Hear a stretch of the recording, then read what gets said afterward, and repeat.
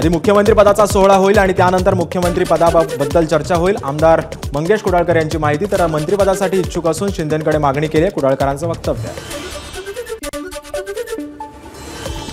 सोलापूर उत्तर विधानसभा मतदारसंघातील शरद पवार पक्षाचे पराभूत उमेदवार महेश कोठेंचा मतमोजणी पडताळणीसाठी अर्ज पडताळणीसाठी लागणारे 94,400 रुपयांचं शुल्कही भरलं।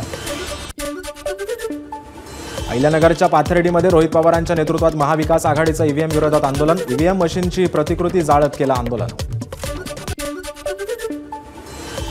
अक्कलकुवाचे आमदार आमशा पाडवी यांच्यावर गुन्हा दाखल। महिला आणि तिच्या भावाला मारहाण केल्याचा पाडवी यांच्यावर आरोप। गुन्ह्याच्या निषेधार्थ पाडवी समर्थकांकडून अक्कलकुवा बंदची हाक, तर पाडवींच्या निषेधार्थ मोलगी गावात मोर्चा।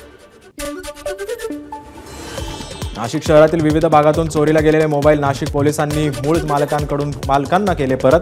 20 लाख किमतीचे 130 मोबाईल शोधण्यात नाशिक पोलिसांना यश।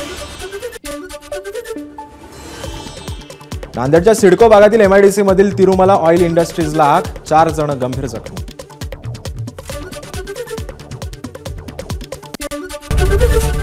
एबीपी माझा, उघडा डोळे बघा नीट।